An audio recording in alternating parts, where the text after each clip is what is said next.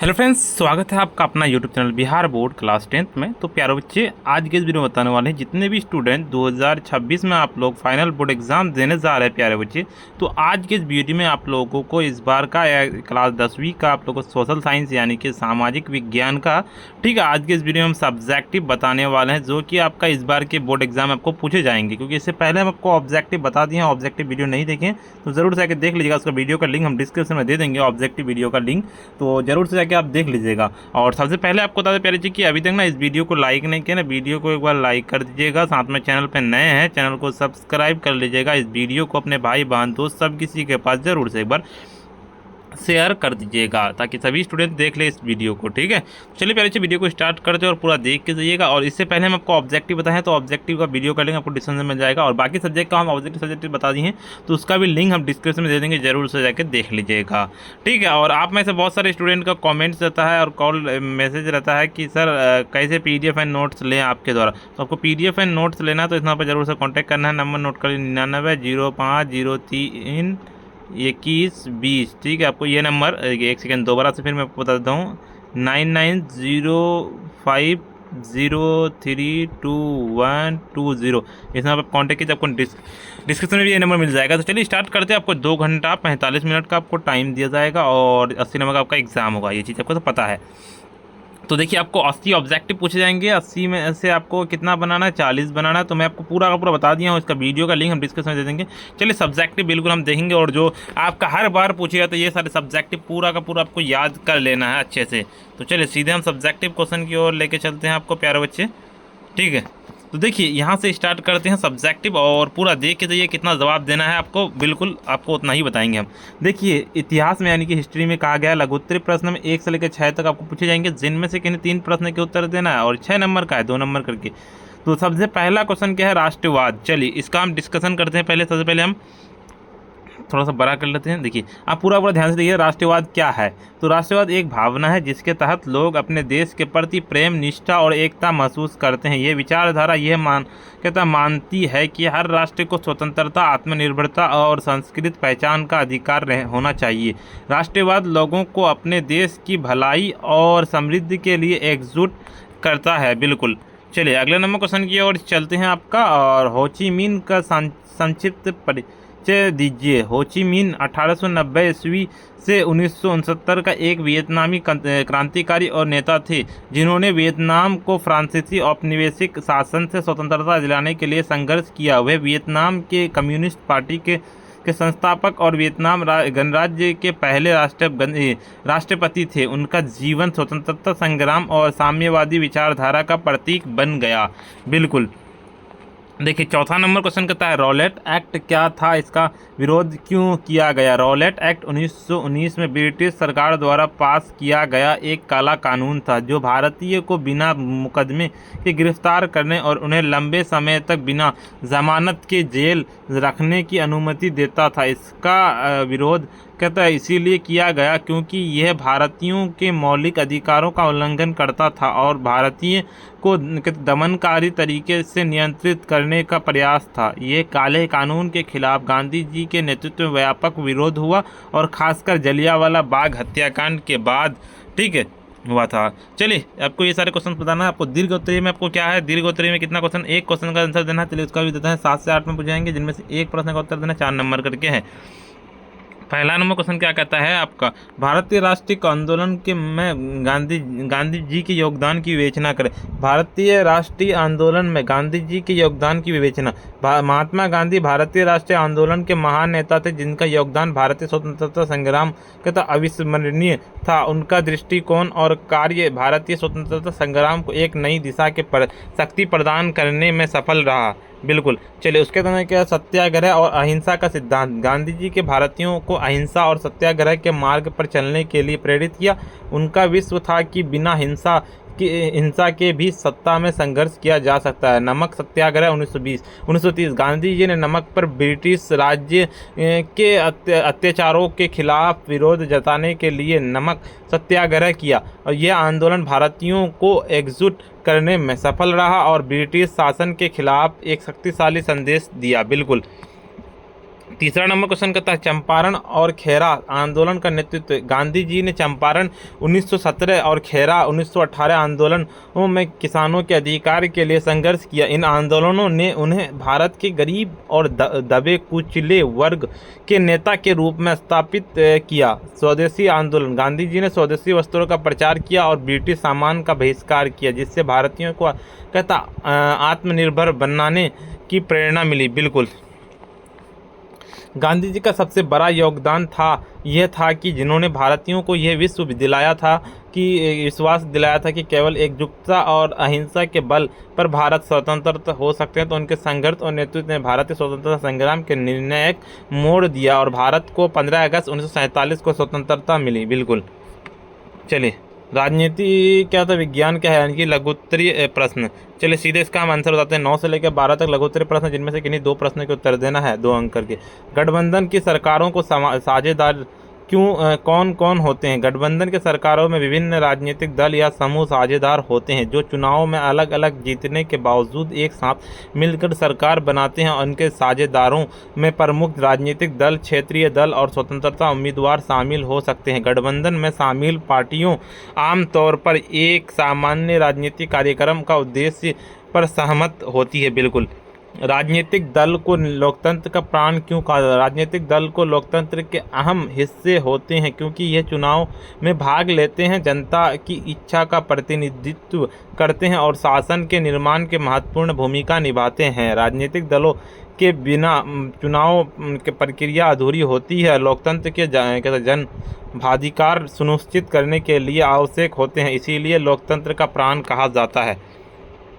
चलिए अगले नंबर देखिए, आपका यहाँ पे दीर्घ उत्तरी में कहा गया प्रश्न 13 से लेकर 14 तक यहाँ पे प्रश्न दिए हुए 4 अंक का। देखिए, नगर परिषद के कार्यों का वर्णन करें। नगर परिषद स्थानीय शासन की एक संस्था जो छोटे शहरों या नगरों में नगर विकास, सार्वजनिक सेवाओं का प्रशासन कार्य के देखती है। नगर परिषद के मुख्य कार्यों में शामिल स्वच्छता और सफाई। नगर परिषद अन्य क्षेत्रों में सफाई व्यवस्था सुनिश्चित करती है और ये कचरा निपटाना, सड़कों की सफाई और जल निकासी की व्यवस्था। बिल्कुल ठीक है। और क्या कहा आपका कि पानी और जल आपूर्ति। नगर परिषद जल आपूर्ति के लिए क्या कहता है, जल आपूर्ति के लिए आवश्यक सुनिश्चित प्रदान करती है और कहता है पाइपलाइनों के कहता माध्यम से पानी की आपूर्ति और जलाशय को रख रखाव, सड़क निर्माण का मरम्मत।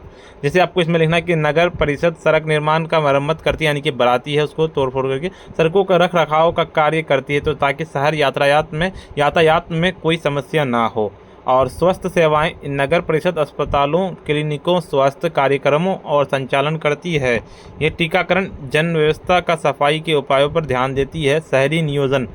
नगर परिषद शहरी क्षेत्रों के विकास के लिए योजना बनाती है, जिसके नए भवनों का निर्माण, पार्क, सार्वजनिक स्थान और विकास और ये सारे बिल्कुल है। और नगर परिषद मुख्य उद्देश्य से नागरिकों को ये है। बिल्कुल देखिए, उन सारे क्वेश्चन का आंसर देना। और यहाँ पे आपका इकोनॉमिक्स पूछा गया है, इनमें से भी आपको कितना 5 से 3 यानी कि 2 प्रश्न का आंसर देना है और 4 नंबर का है। बिल्कुल 2-2 नंबर करके, एक क्वेश्चन 2 नंबर का है, आपको ध्यान रखना है। तो चलिए देखिए, कुल घरेलू उत्पाद क्या है? कुल घरेलू उत्पाद जीडीपी पूछा है। कुल घरेलू उत्पाद जीडीपी, ये देखिए यहाँ पे जीडीपी भी पूछ सकता है, कुल घरेलू या फिर जीडीपी के बारे में, जीडीपी क्या है ये भी आपको पूछ सकता है। तो ये एक देश के भीतर एक निश्चित समय अवधि, आमतौर पर एक वर्ष का उत्पादित सभी वस्तुओं के सेवाओं का मूल्य होता है। ये एक देश के आर्थिक स्थिति को मापने का महत्वपूर्ण मानदंड। जीडीपी ये पता चलता है कि ये देश ने अपने अर्थव्यवस्था में कितनी वृद्धि की और यह कितनी संपत्ति का उत्पादन किया। सहकारिता से आप क्या समझ? सहकारिता, ये क्वेश्चन को आपको बिल्कुल याद कर लेना, पूरा सभी क्वेश्चन को याद कर लेना, ये नहीं जो एक क्वेश्चन। सहकारिता एक ऐसी व्यवस्था है जिससे लोग एकजुट होकर और सामूहिक रूप से काम करते हैं ताकि उनका व्यक्तिगत सामूहिक लाभ हो सके और इसका सदस्य एक दूसरे से मदद करते रहे। ये संसाधनों का सामूहिक रूप से उपयोग, जैसे सहकारी खेती, सहकारी दुकानें आदि। सहकारिता का उद्देश्य आर्थिक स्थिति को बेहतर बनाना और सामाजिक समानता का बढ़ावा देना। बिल्कुल यही सारी चीज़ें हैं। और दीर्घ उत्तरीय प्रश्न क्या है आपका 19 से लेकर 20 तक, जिनमें से एक प्रश्न का उत्तर देना है। क्या कहता है आपका 20 नंबर तक, मुद्रा के कार्यों का वर्णन करें। मुद्रा के मुख्य 4 कार्य होते हैं। विनिमय का माध्यम। मुद्रा का सबसे प्रमुख कार्य वस्तु और सेवाओं का विनिमय करना और लोगों को वस्तुओं खरीदने और बेचने के लिए मुद्रा उपयोग करते हैं। ये व्यापार का सरल और तेज बनाता है। मूल्य का माप, ठीक है। मुद्रा मूल्य के मापने का एक सामान्य उपाय होती है। किसी भी वस्तु या सेवा मूल्य मुद्रा में मापा जाता है, जो जैसे कि किसी वस्तु का मूल्य 100 रुपये देना, और संचय का साधन यानी कि स्टोर ऑफ वैल्यू, मुद्रा का किसी चीज़ की कीमत और को भविष्य में बनाए रखने का साधन। लोग अपनी आय को बचाकर और जमा करके मुद्रा में सुनिश्चित कर सकते हैं, यह भविष्य का खर्चा के लिए उपयोगी होती है। भुगतान का साधन, स्टैंडर्ड ऑफ डिफर्ड पेमेंट्स, मुद्रा के श्रेणियों के भुगतान के रूप में इस्तेमाल किया जा सकता है। यदि कोई व्यक्ति किसी से उधार लेता है तो उसे भविष्य से निर्धारित समय का मुद्रा द्वारा भुगतान करना होता है। बिल्कुल। और मुद्रा इन 4 कार्यों के द्वारा किसी भी अर्थव्यवस्था के संचालन को सरल और सुचारू बनाती है। जीडीपी यानी कि क्या कहता है आपका लघुत्तरीय प्रश्न का है, तो जीडीपी के बारे में पूछा गया है। क्या आपका जीडीपी के बारे में देखिए लघुत्तरीय प्रश्न किसका है, सॉरी भूगोल का बारे में पूछा है ना यहाँ पे। देखिए 21 से 26 तक 3 प्रश्नों का उत्तर देना है। और सतत पोषणीय विकास क्या है, ये सतत यानी कि सस्टेनेबल यानी कि सतत पोषणीय विकास डेवलपमेंट एक ऐसी विकास प्रक्रिया है वर्तमान पीढ़ी आवश्यकताओं को पूरा करते हुए भविष्य की पीढ़ी के लिए संसाधनों की उपलब्धता सुनिश्चित की जाती है और पर्यावरण, समाज और अर्थव्यवस्था के बीच संतुलन बनाए रखने पर जोर दिया जाता है। बिल्कुल। जल संसाधन के क्या उपाय है, जल संसाधन के मुख्य उपाय उपयोगों में शामिल है पेयजल, जल का उपयोग पीने के लिए किया जाता है, कृषि सिंचाई के लिए जल का उपयोग किया जाता है, उद्योगों में जल का उपयोग उत्पादन प्रक्रिया में होता है, ऊर्जा उत्पादन जल के विद्युत ऊर्जा कहता है हाइड्रो पावर्स उत्पादन की है, और पर्यटन और मनोरंजन ये जल का कहता उपयोग जल क्रीड़ाओं और पर्यटन गतिविधियों के लिए भी किया जाता है। बिल्कुल। लौह अयस्क के नाम लिखे, लौह अयस्क के नाम हेमाटाइट, मैग्नेटाइट, लिमोनाइट और सीडेराइट। बिल्कुल।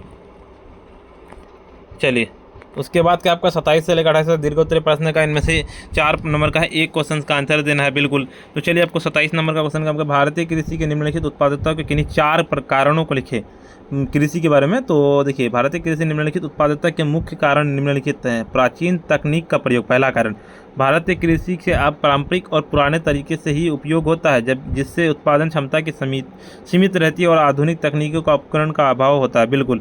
चलिए उसके बाद आपका दूसरा सिंचाई सुविधाओं की कमी, कृषि क्षेत्रों में पानी कमी और सिंचाई सुविधाओं की नाकामी के कारण फसल उत्पादन में कमी आती है, खासकर सूखा प्रभावित क्षेत्रों में। और भूमि की छोटे आकार की जोतें, भारतीय किसान के पास छोटे छोटे भूखंड होते हैं जिससे कृषि की उत्पादकता कम हो जाती है। छोटे खेतों में पैमाने की अर्थव्यवस्था का लाभ नहीं मिलता। अल्पकालिक उर्वरक और जलवायु परिवर्तन, मौसम के बदलाव और मिट्टी की गुणवत्ता में गिरावट के कारण भी कृषि उत्पादन पर नकारात्मक प्रभाव पड़ता है। उर्वरकों का अत्यधिक उपयोग भी मिट्टी की उर्वरा शक्ति को कम कर देता है। इन कारणों से भारतीय कृषि की उत्पादकता में कमी आ जाती है और किसानों को कठिनाइयों का सामना करना पड़ता है। बिल्कुल। और देखिए आपको क्या कहता है आपदा प्रबंधन, डिजास्टर मैनेजमेंट, लघुत्तरीय प्रश्न 29 से लेकर 32 तक, जिनमें से आपको 2 प्रश्न का उत्तर देना है, 4 क्वेश्चन का आंसर। देखिए भूसंकलन क्या है, इसके कितने रूप हैं भूसंकलन के। तो चलिए सीधे आपको लिखना है कि भूसंकलन एक प्राकृतिक आपदा है जिससे भूमि या चट्टानों का अचानक नीचे की ओर खिसक जाती है। और ये सामान्यतः भारी वर्षा, भूकंप या मानवीय गतिविधियों के कारण होता है। और भूसंकलन के मुख्य 2 प्रकार होते हैं। मृदा भूसंकलन, इसमें मिट्टी और अवक्षेपित पदार्थ खिसकते हैं। चट्टान भूसंकलन, इसमें चट्टानों का बड़े पत्थर खिसकते हैं जो अधिक खतरनाक हो सकते हैं। बिल्कुल सही बात है। आग आपदा के समय और कौन सा उपाय करना चाहिए। आग आपदा के दौरान निम्नलिखित उपाय किए जाने चाहिए।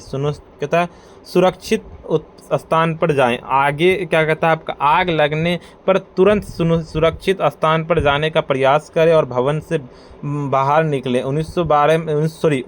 119 में कॉल करें। फायर ब्रिगेड का सूचना देने के आपातकाल नंबर पर कॉल करें। ठीक है। और लास्ट क्वेश्चन क्या कहा आपका कि आग से बचाव उपकरणों का इस्तेमाल करें। यदि अब संभावना हो तो आग बुझाने के लिए पानी या आग बुझाने वाले उपकरणों का उपयोग करें। बिल्कुल ये सारे क्वेश्चंस का आंसर देना था। बिल्कुल मैं आपको सभी बता दिया। और सबसे पहले तो वीडियो को लाइक नहीं किया, वीडियो को लाइक कर दीजिए। साथ में चैनल पर नए हैं चैनल को सब्सक्राइब कर लीजिए और इस वीडियो को अपने भाई बहन दोस्त सब किसी के पास ज़रूर से एक बार शेयर कर दीजिए। और आपको हम बता दें कि PDF एंड नोट्स लेना चाहते हैं तो ज़रूर से इस नंबर पर कॉन्टैक्ट करें। प्यारे बच्चे नंबर नोट कर लिए 99 05032120, ठीक है।